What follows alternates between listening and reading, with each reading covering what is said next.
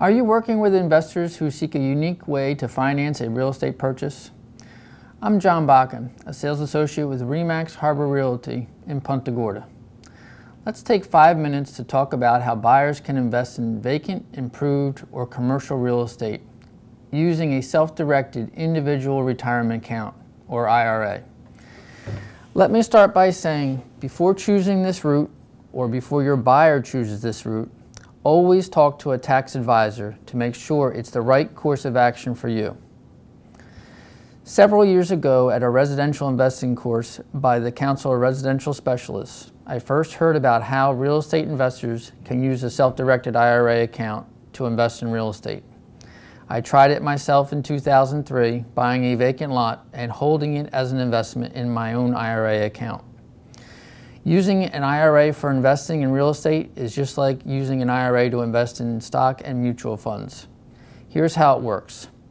Let's say I have $100,000 in an IRA that I want to use to invest in real estate. I transfer that IRA to a custodian who specializes in buying and selling real estate. The transfer is done so you don't suffer tax consequences of pulling the money out yourself.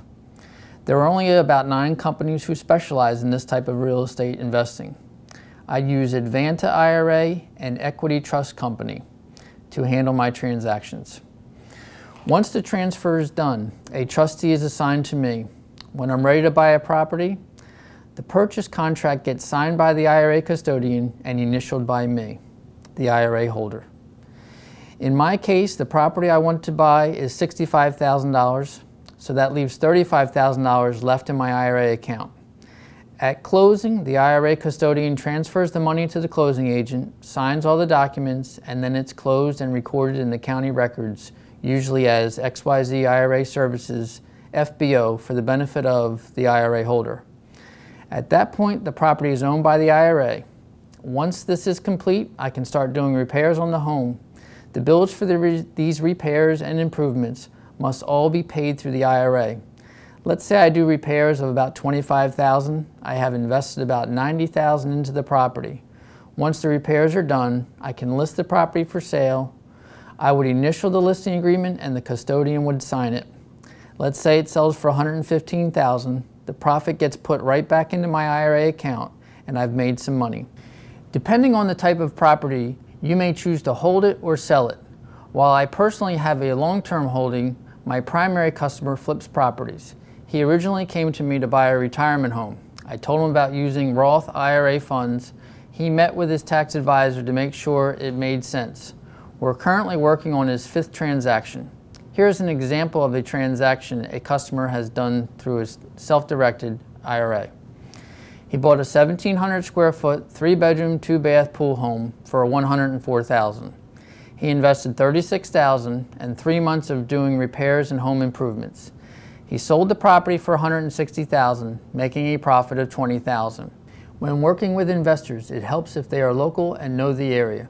This minimizes the amount of time a realtor spends on the transaction. If a customer is trying to purchase a property sight unseen or hasn't spent much time in the area, the amount of time you spend on the transaction could double or triple. Using IRA funds for real estate purchases is not for everyone. Buyers should be savvy investors and comfortable with buying and selling real estate. Plus, there are certain circumstances where this might not work. For example, if you buy a vacant piece of land, you must have enough money to pay the taxes and wait for it to appreciate.